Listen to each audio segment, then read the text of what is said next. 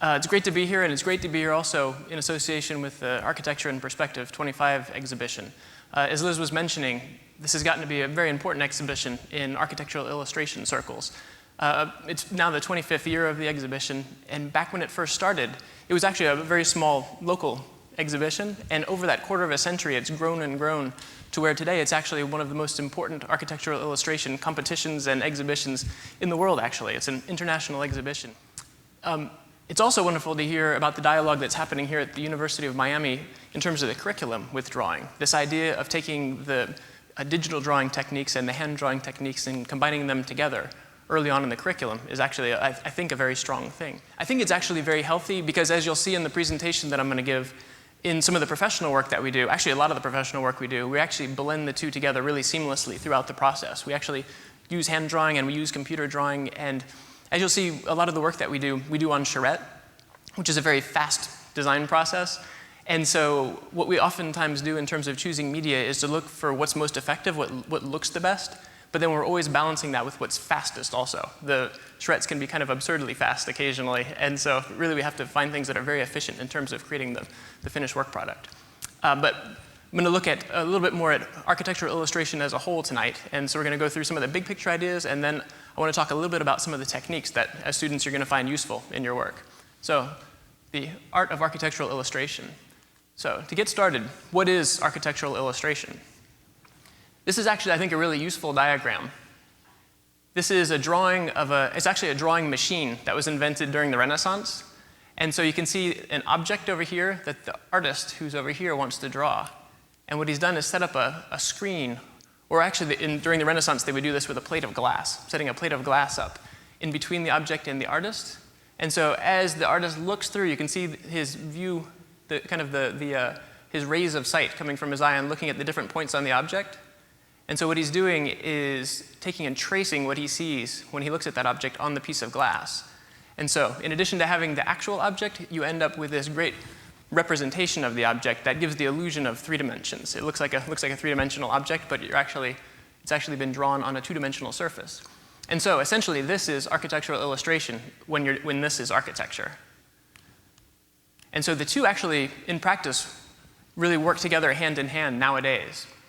And so you see this kind of cross-pollination back and forth between the actual design and the architectural illustration. It's very common, virtually all projects now have architectural illustration as part of the process of creating that architectural design. And the two inform one another. You know, it's easy to see that if you've got a great actual design, you can end up with a very strong architectural illustration when you draw a picture of it. But the actual act of drawing, especially during the design process, and being able to see what the design is going to look like before it actually exists, ends up improving those designs greatly also. And so you can end up with much better architectural designs in the end by drawing a lot during the process. And so this kind of coupling, this hand-in-hand way that architectural illustration and architecture go together wasn't actually always the case. It's actually a relatively recent thing. And so historically, you actually did see depictions of 3-dimensional space quite a long time ago. So this is an example actually of a fresco from Pompeii, from the Roman Empire.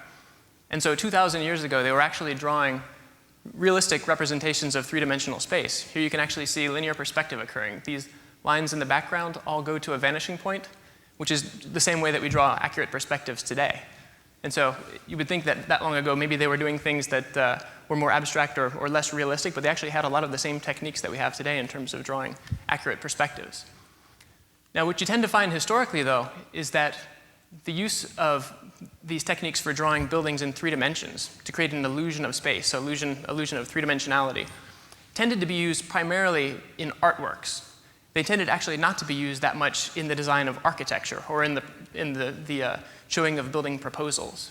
And so you can see going all the way from the Middle Ages, from the medieval period up through the Renaissance and then beyond, you can see wonderful technique in terms of the representation of buildings in 3-dimensional space, these illustrations.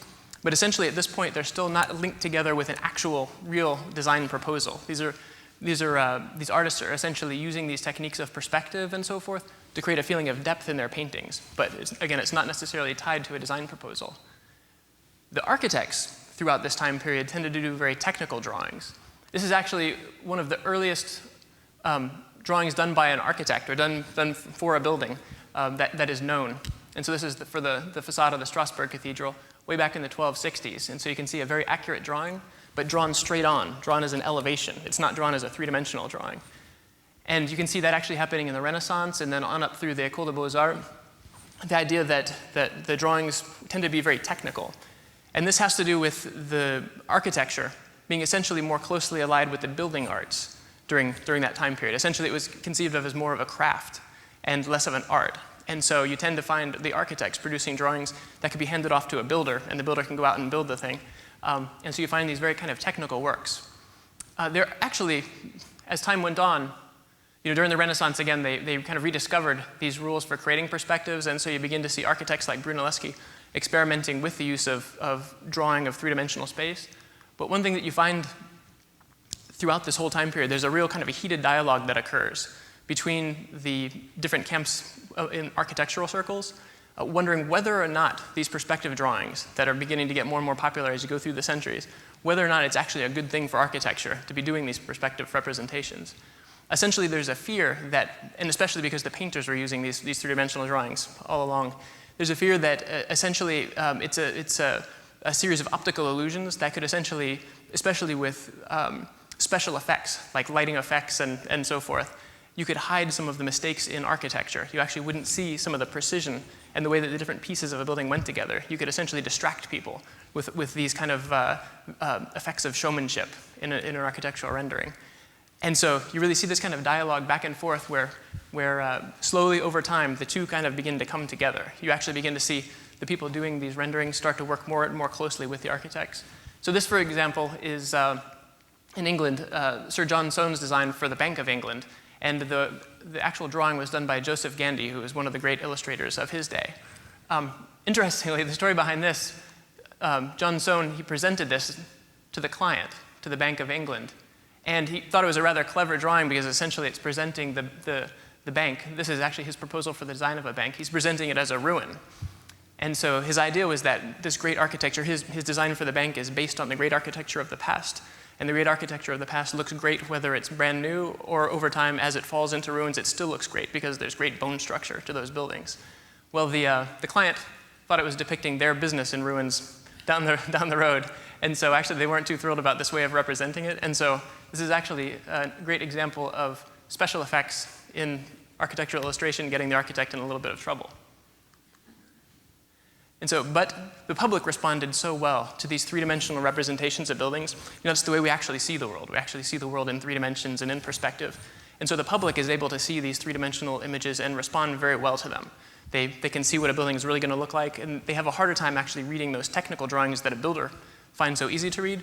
The public tends to prefer drawings like this. And so as we're getting into the late 1800s, you begin to see these kind of very precise perspectives, very precise architectural illustrations being used to sell the design of a building before it's built. And so this is actually a great example. You can see just how accurate this drawing was and how similar it is to the building that was built afterwards. And so by this time, you're really starting to see architectural illustration and architecture evolving hand in hand. Now, a funny thing happens once you get to that point in history when the two really begin to couple together, illustration and architecture. You begin to find, for example, these are Hugh Ferris's drawings for the 1916 New York Building Zoning Code. And essentially what Hugh Ferris is trying to illustrate here is the use of sculptural volumes in buildings. And so Hugh Ferris was very interested in a new direction for architecture that was going to be essentially more pure and focusing more on these big volumes, big dramatic volumes in architecture. And so the media that he chooses is charcoal. He's drawing in charcoal here, which because you can get these really kind of black blacks and you can get these really kind of nice dusky tones, you can actually portray volumes quite well, dramatic volumes quite well. And so interestingly, you see during this time period, the media and the architectural style getting linked together. You see this occurring more and more as we move up into modernism, for example. This is Paul Rudolph and his design for the Yale Art and Architecture building. And Paul Rudolph actually talks about this. He talks about this phenomenon, the fact that the techniques for drawing these architectural illustrations begin to evolve along with the architecture. And so Paul Rudolph is using a technical pen to do this illustration for the school. And technical pens are very precise instruments. They're actually designed to work along with triangles and T-squares and so forth, and you can draw very, very precise lines with them. And so it actually lends itself very well to these very precise lines of the architecture that he's creating with these kind of rectilinear, volumetric kind of solids. So it works very well for this kind of design. One thing that's interesting about the technical pen, and also things that derive from that AutoCAD, for example, comes from these techniques, it essentially begins to get to be easier to do rectilinear forms than it is to do curvilinear forms. When you saw some of those older drawings that were done completely by hand, for example, with pencil and watercolor and so forth, the architects who were working on those, or the illustrators who were working on those drawings, were able to shift back and forth really seamlessly between using their triangle and T-square and their instruments when they wanted to draw straight lines, and then if they wanted to draw a piece of ornament or a piece of sculpture, that sort of thing, they essentially were very free to set the triangle aside and draw that just freehand. And so very seamlessly you could go between orthogonal rectilinear geometries and more curvilinear geometries in a very seamless way. And so that's actually one of the things that occurs as some of these tools begin to evolve, that at least temporarily, for a time period, you begin to see architecture that is essentially being formed to a degree by the tools restricting you to that more orthogonal kind of a world. Now what we're beginning to see today is really exciting. You're beginning to see the tools actually evolving so that we've got these tools continuing to advance, but they're beginning to allow some of that freedom that you had previously when things were being done entirely by freehand or by hand. You're having the tools advancing, allowing you that flexibility in forms in the architecture again. Now it's again getting to be possible to go seamlessly between rectilinear and straight line forms and curvilinear forms. And so it's actually quite exciting what we're seeing here in terms of computer modeling. If you're using SketchUp, for example, SketchUp is getting much easier to use when you're creating curvilinear forms now also. And so the tools are actually evolving, and so it's going to be interesting to see how that continues to affect the architecture that's being produced.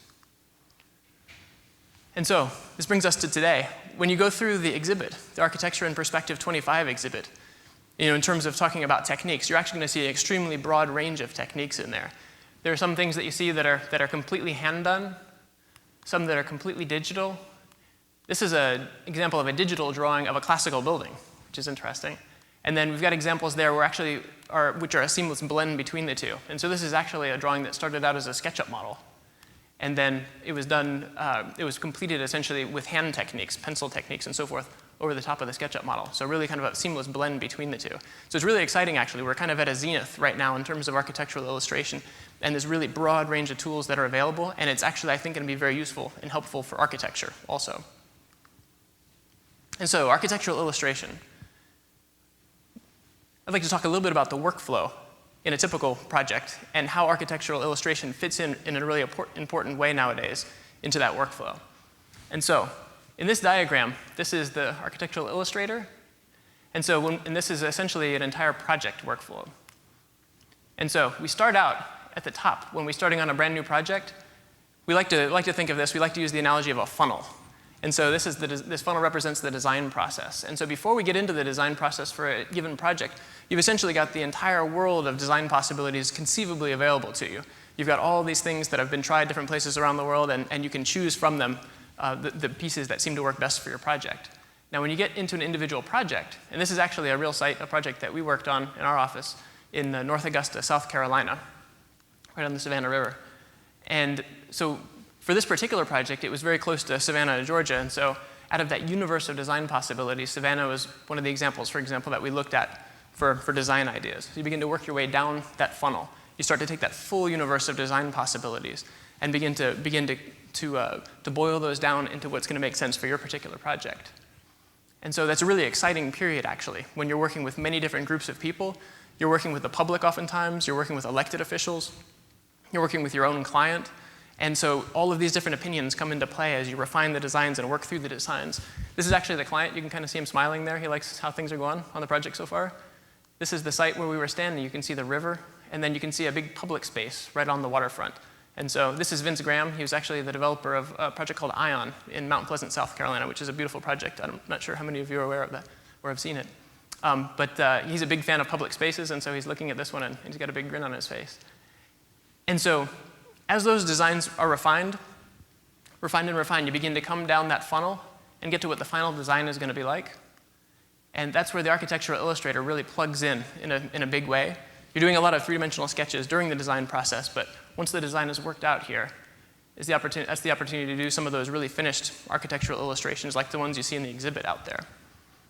And so what's interesting, one of the things that differentiates architectural illustration from pure illustration or from artwork is that things essentially don't end right here. If you were working on a painting, if you're working on a painting that's intended to be shown in a gallery, for example, and that's the whole purpose of the painting, essentially you'd end right here, and that artwork is the final result. Now with architectural illustration, things actually progress from there. And so if you're really lucky, if people get excited about your drawing and you can get people interested in it, there's actually a lot that can flow from that drawing. And so essentially, that drawing was taken and put up in a sales center on the site. And this is Joe Kohl in our office, who's proudly showing off the drawing. They printed it up really huge with the idea that they would try and get people excited about taking part in building this real neighborhood. And so this is the neighborhood actually under construction today. And so architectural illustration is a critical portion, a critical component in that chain. As those design ideas come down the funnel, they go to the architectural illustrator's desk, and for just that moment, as all of those ideas that everyone was talking about and brainstorming about come into the eyes and the ears and so forth of the architectural illustrator, all of that information gets concentrated in the tip of that pencil, and you've got a real nexus point. What started out as a universe of design possibilities, for just that instant, the architectural illustrator is the shepherd of those design ideas, and you're responsible for transmitting those to the paper and then hopefully having them grow into something that conceivably over time, if you're really lucky again, can really affect the world and affect lives in a big way. So you've got a real important spot right here that the architectural illustrator is involved in. Now, in terms of maximizing your chances of success in this role, what are some things you can do? Well, the first is continuing to learn your craft. And so there are a lot of great books out there, some of them written previously. This one I think is as far back as 1909, Architectural Rendering and Wash. These are all ones that I've got on my desk, by the way, and I've gone through all of these. And actually, I don't think I got any of these when I was in school, and I had to find all of them on my own afterwards. And so it's a gift to you, showing you some of these books that are useful. But these two are wonderful. This is a fellow who's had a lot of his works in the Architecture in Perspective exhibitions in the past. And some of these are designed purely for architecture and designed especially for architects to be using. And some of these books are designed for illustrators, kind of pure illustrators, but they have wonderful technique in them that can be applied to architectural illustration. And this one, for example, is a fantastic new book that just came out. And it's about drawing dinosaurs, but the fellow is actually wonderful in terms of his technique. And so the technique that he talks about here in his color and light book, this is actually James Gurney, who was the author of Dinotopia. And so he's got a couple of really great books that talk about technique that you can apply to buildings just as well as you can to dinosaurs. Now, the second thing you can do is to build up your visual library. And so travel and see as much as you can possibly see. You know, I was mentioning that as an architectural illustrator is working, there's a three-dimensional design idea that they're drawing. Well, that three-dimensional design idea oftentimes doesn't exist yet. It's an imaginary thing that you're trying to draw. And so the more you can build up your visual library, the more things you've seen and digested, and the more things you have in your imagination from your experiences, the more you can contribute during that process, because you essentially can help develop that three-dimensional idea at the same time that you're doing your sketches and your drawings. And so you become much more valuable in the design process if you can build up your visual library. One of the things you can really do to help all of that stick as you're traveling around and looking at different things is actually sketching, travel sketching. It really is a way to have all of those images that you're seeing kind of sear themselves into your mind and really be very available for you when you're getting ready to sit down and design and draw. Incidentally, in terms of technique going back and forth, this is actually one of the areas where I still find hand drawing to be very useful, just in terms of convenience. You know, conceivably it's possible, and you know, with the iPad, it's getting to be easier and easier to carry around a tablet and do sketches that way. It's just so easy to carry around a little sketchbook or a pad of paper and a pencil. A low-tech solution like that in terms of travel sketching, I still find to be very useful, even though I use the computer a lot in the work that I do, especially the more finished work that I do in the office. And interestingly, sketching architecture is very important, and you can also learn a tremendous amount by sketching other kinds of artwork. When I travel around, oftentimes I try and go to museums. If I'm in New York, for example, I try to make it to the Metropolitan Museum of Art and bring my sketchbook with me. And actually, I get a tremendous amount out of sketching artworks in those museums. Again, there's tremendous skill involved in terms of compositions, especially compositions of the actual illustration itself, composing that two-dimensional surface of your architectural illustration. You can get tremendous amounts of knowledge and useful techniques from studying artworks on display in museums.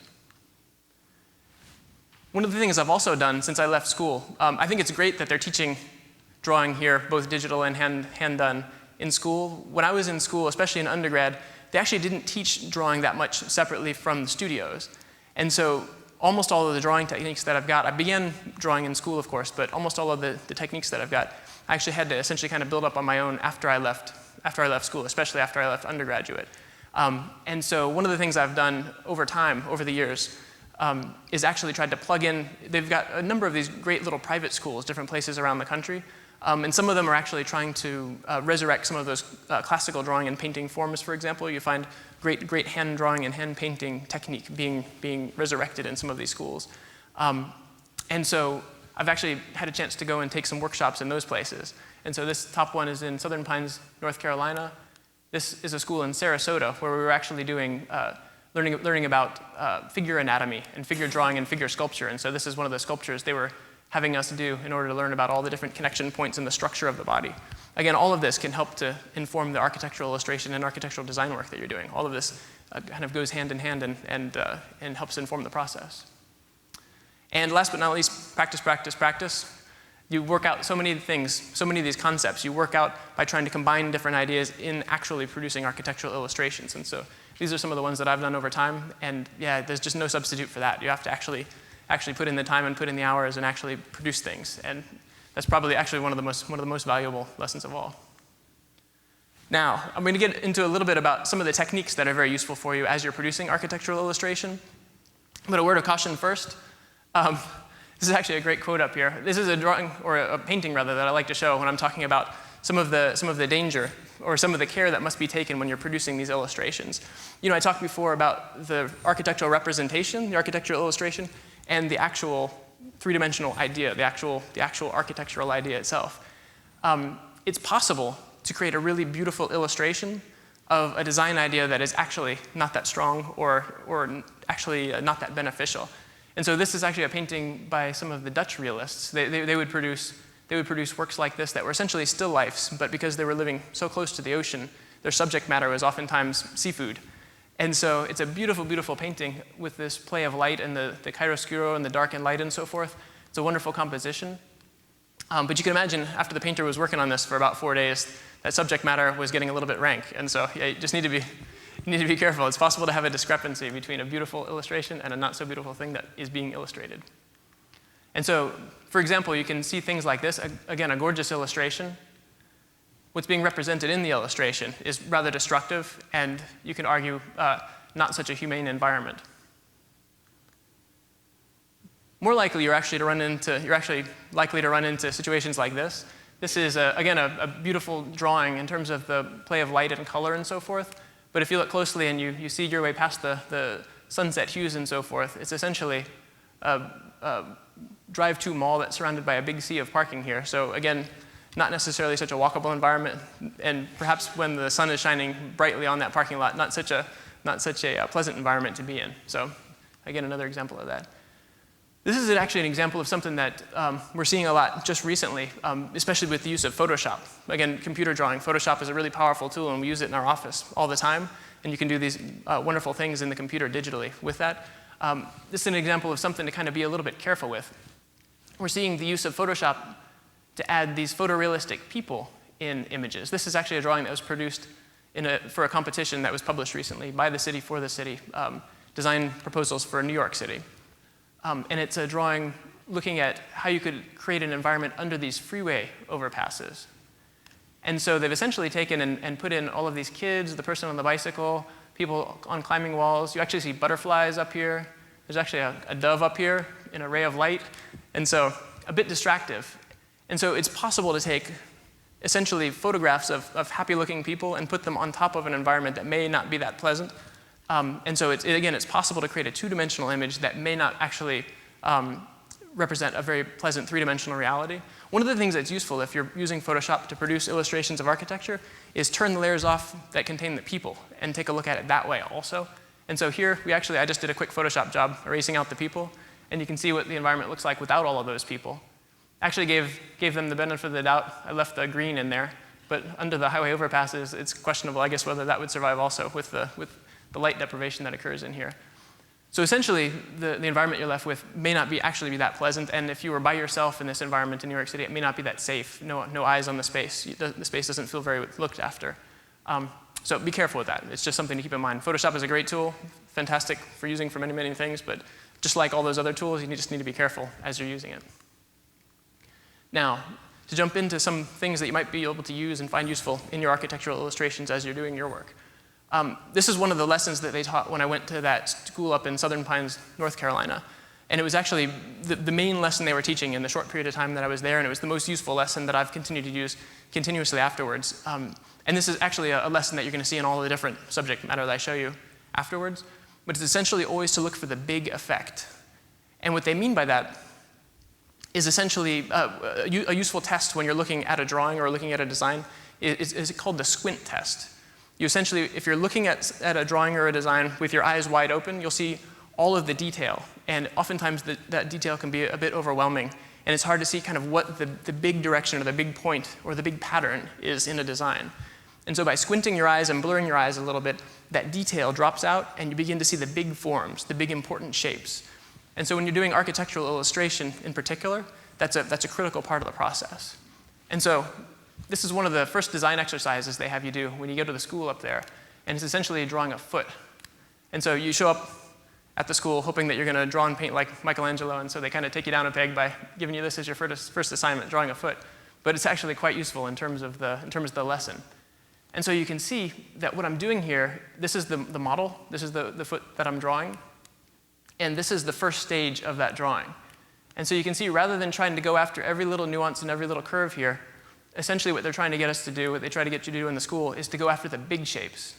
What are the big forms and the big lines? You want to get those big proportions correct first, and once you get the big shapes first, then you can start to subdivide things and go after more nuance. So all the small pieces start to really fall into place once you get the big stuff taken care of. And so you'll find that really helpful throughout. And so that actually happens in two-dimensional architectural illustrations and also in three-dimensional designs. And so this is just in terms of historic examples, St. Mark's Square in Venice. And so you can see there's a three-dimensional idea for proportion here, the height of these walls and the width of the space and the height of the campanile and so forth. But at the same time, Canaletto in his painting has an idea for the two-dimensional proportions in his painting. And so he's got an idea of a certain amount of the painting surface dedicated to the buildings and ground and a certain amount dedicated to the area of the sky. He's actually chosen a viewpoint that's up a little bit higher so that you can see these pavement patterns leading back to the church in the background. And so he's looking at overall proportions both two-dimensionally and three-dimensionally. Now, I talked before about how architectural ideas and architectural illustration are really tied together. And so I'll walk you through a little bit through one of our processes here that we've used in our office.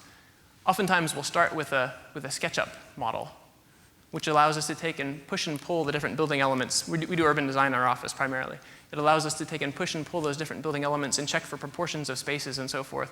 So we've taken, for example, these buildings and tested how they would be further back or closer together. And so we're working out the three-dimensional idea for the design, but at the same time, you'll see how this turns into an architectural illustration. I'm working out the idea for the composition for the architectural illustration simultaneously. And so you can see with SketchUp, we can test the idea, for example, of adding a tower here. And here you can see, now that we've got the overall proportions into place, then we can use freehand drawing. Often we'll use freehand drawing in our office to further refine and add details. And so you can see these overall big ideas getting subdivided and subdivided. And so it started out as general overall proportions. Once those are essentially established, you can then begin to subdivide and work on the smaller and smaller details.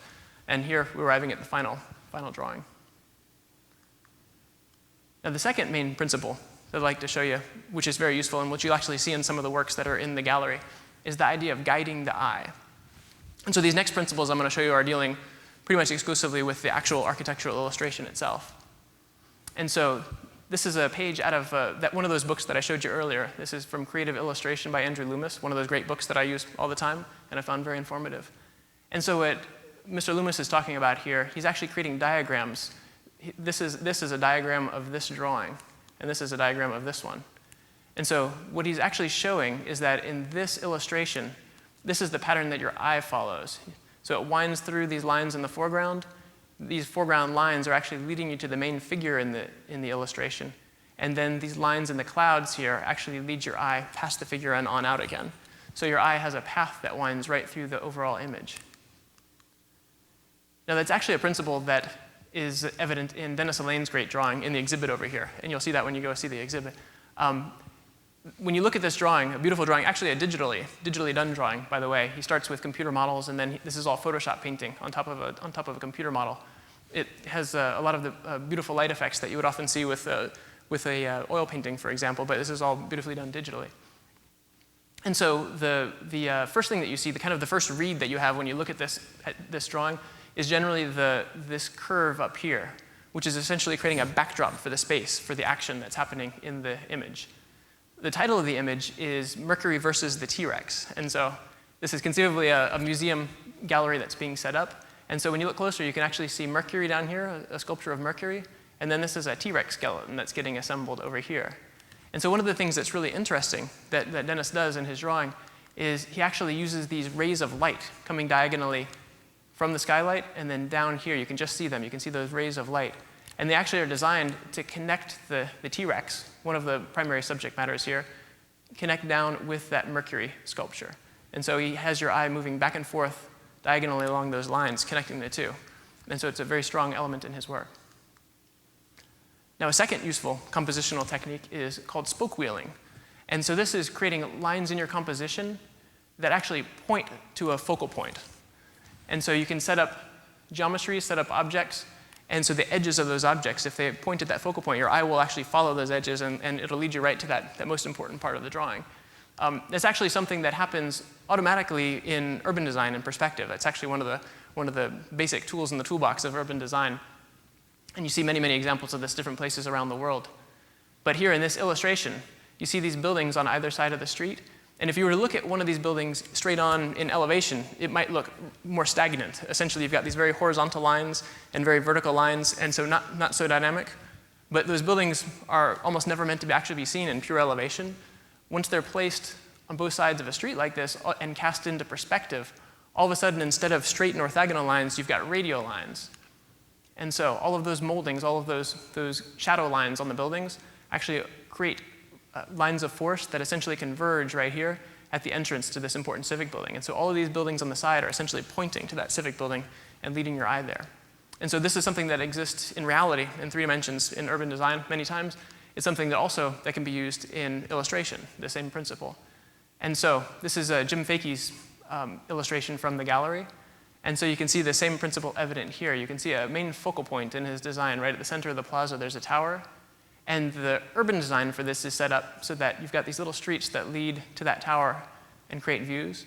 And so that occurs in the 3-dimensional architectural idea, but it also is occurring here in the illustration. You can actually see, if you start with your eye on any of these spots, your eye gets pulled down these streets and you end up inevitably right here at that center focal point of the illustration.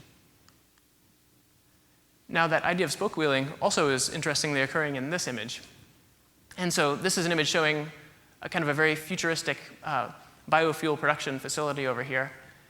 And this is actually, by the way, the Hugh Ferris Memorial Prize in the exhibition. And so it's named after Hugh Ferris, which I showed one of his drawings earlier, that great artist from the 1920s. And so he's the one that the highest prize in the Architecture and Perspective exhibitions is named after. Now, in this illustration, it's interesting, though, the lines of this futuristic fuel production facility, when you follow them, these roof lines, you're actually getting spoke wheeling here. That leads to this older, more traditional farm in the background.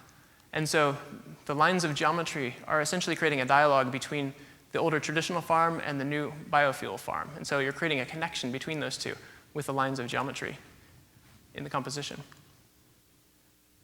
Now, a next principle that's very useful to use oftentimes is one called shape welding. And what shape welding is all about is creating very strong, bold shapes within your composition. And so, it's possible to create a composition where you've got lights and darks kind of scattered across the page and fragmented from one another, lots of little lights and lots of little darks, different places. If you can take all of your darks, or a lot of your dark areas, for example, in a composition, and link them together, you start to create larger, more complex shapes that kind of all hang together rather than being fragmented and dispersed. And so in this drawing by Steve Oles, you can actually see that all of those shadow forms can actually be all grouped together. See that? It's one big dark form here that links all of these pieces together and creates one really strong shadow. And so that's what's actually helping to create a lot of feel of unity in this design, that one big, strong, bold shadow form. So that's shape welding. Another very useful principle is that of silhouettes. And so when you're using silhouettes, essentially what they're talking about here, this is another page from Andrew Loomis's book, he's talking about taking objects and placing them in your illustration so that they overlap, so that you can see the edges of one object overlapping the edges of another object. And by doing that, you're able to see the edges of each object very clearly. It essentially delineates the edges of each of those objects very clearly. And a second thing that's very useful is that you're creating an illusion of depth. When you create an overlap between different objects, one seems to come forward toward you, and the other one seems to go back further away from you. So for example, here, this pan seems to be behind this bowl of eggs, and these individual eggs in front of that. And so you begin to create a real kind of a illusion of depth just by using this silhouetting. And so that's something that, again, you see all the time in urban design. And so in this image, there's actually a foreground formed by these objects, a middle ground formed by the buildings, and a background formed by these trees. And you can see that each of those is overlapping one another. Here you can actually see that the middle ground of those buildings is breaking the silhouette of the background, and these buildings, this steeple is being silhouetted against the sky. And so that fact that you're breaking the background silhouette and silhouetting this against the sky gives it a lot of importance. It's a relatively short steeple, as steeples go, but because it's breaking that background silhouette and being silhouetted against the sky, it draws your eye right to that. And all of a sudden, that seems like a very important thing in this composition. Now, this is an interior view that actually is using silhouettes in a very powerful way also. And so again, you can see here that 3 layers of images, or 3 layers of objects, are being placed one in front of the other. There's a foreground, a middle ground, and a background. And you can see the coloration is actually relatively similar, foreground to middle ground to background. There's not that much differentiation in terms of color or value here, but it's mainly that silhouetting here that's actually giving you a very strong sense of depth in this illustration. Now, that idea of silhouetting, if you combine silhouetting with using different values, using different shades of light or dark, you can actually increase the power of the silhouetting. And so for that, I'll actually use the drawing that I have in the exhibit to help explain this. And so this is a drawing from a project we did right outside of Charleston, South Carolina. Actually, since it's one of our projects, I'll show you just a little bit of the background on it, in terms of that architectural design idea. This is actually the plan for the project. This is where that view comes from, that view of the canal street right here. So there's a very small portion of the project where there's a pedestrian-only passage with a little waterway that runs through the middle. That waterway comes through and winds through right here. And this is what a lot of the local architecture looks like. There's these very large oak trees that have these very kind of olive drab, dusky colors, and then you have buildings that oftentimes are painted in very light colors, oftentimes with red roofs, you see also, so that you get a real contrast. You get a contrast of the light architecture and the darkness of the trees. And you can't really see it here very clearly, but that's a red roof up there. And you get red roofs contrasting with that kind of olive green. And so you get a really strong color contrast also in a lot of the existing indigenous architecture in that area. And so for this drawing, it actually began as a quick SketchUp model produced during the charrette. And so this is an idea of a way to get a very kind of an accurate feel for the scale of the space. And again, we'll slide these buildings around and make sure that the space feels just right in terms of the heights of the buildings and the distance between buildings and so forth. When we're working in charrettes, SketchUp is actually a great, fast way to be very accurate with big forms, with those big shapes. And then oftentimes, as we're subdividing things and trying to figure out what the detail is going to look like, we'll often switch to hand drawing in a charrette. Because you can get very precise with a computer, but actually things tend to, for us, slow down the more and more precise we get. And so during a charrette, you can actually just, with hand drawing, indicate things very quickly by hand, where it would be very laborious to actually do them in detail in the computer. And so here you can see an overlay. This is on trace paper. And so this is actually the early charrette version of that finished watercolor. And so essentially freehand, you can see the lines are a little wobbly throughout here, but it's basically essentially conveying all the main design ideas. And one thing you can see here is this overlapping of forms. You can see that idea of the silhouetting of different forms beginning to occur here. And so during the course of a charrette, again, we have to work really, really fast. Oftentimes we'll produce a lot of these rough drawings. Some of them end up just getting thrown away if they're not useful, if it turns out to illustrate a design idea that doesn't stick or stay in the plan. But some of them end up gaining some traction, like this one did. And so the client was interested in seeing this turn into a more finished marketing rendering. And so this is actually the first stage toward that. This is actually a small thumbnail that I created. This is actually the more finished line work. You can see the line work is more precise under here. And what I'm essentially doing, you can actually see with a darker pen, I've taken a Sharpie here, and I've actually delineated the silhouettes. So defining foreground, middle ground, and background. And what I'm beginning to do is assign values to those. So dark, medium, light. And so actually that's those silhouettes. You can actually see the silhouettes more boldly here.